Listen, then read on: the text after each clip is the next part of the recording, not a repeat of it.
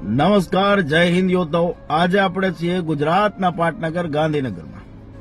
સૌથી પહેલા વાત કરવી છે કે જેની આજ દિન સુધી ગુજરાતમાં કોઈએ વાત નથી કરી એવા ગ્રાઉન્ડમાં ફેલ થયેલા યોદ્ધાઓ માટે, કે જે યોદ્ધાઓ ગ્રાઉન્ડમાં ફેલ થયા છે એ યોદ્ધાઓ પોતાની રનિંગ જે છે એ શરૂ રાખો.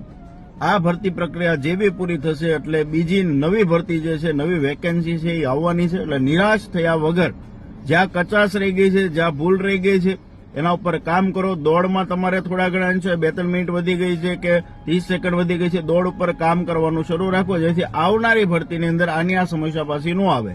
બરોબર, હવે જતું રહ્યું છે એ હાથમાં નથી, આવનારું છે એ હાથમાં છે. બરોબર, એટલે અફસોસ નથી કરવાનો, આગળની રણનીતિ તૈયાર કરો અને સફળતા કેવી રીતે મેળવવી એનો વિચાર કરીને તૈયારી શરૂ કરજો.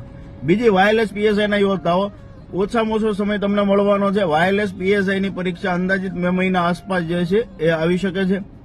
અને જેને ખાલી પીએસઆઈમાં ફોર્મ ભર્યું, આપણા પીએસઆઈના જે યોદ્ધાઓ જે છે એ બી તૈયારી ભરપૂર માત્રામાં પૂર ઝડપે તૈયારી શરૂ રાખો. ગ્રાઉન્ડનું સેલિબ્રેશન કર્યા વગર તમારી તૈયારી જે છે ને આખરી ઓપ આપવા લાગો.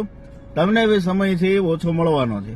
તો જે યોદ્ધાઓ ગ્રાઉન્ડ પાસ કર્યું છે એ લાગી પડો, જે ગ્રાઉન્ડમાં ફેલ થયા છે એ યોદ્ધાઓ પણ તૈયારી પોતાની શરૂ રાખો, કારણ કે ભરતી તો આવવાની છે. જય હિન્દ, જય ભારત, જય દ્વારકાધીશ. વિડીયો મેક્સિમમ શેર કરો.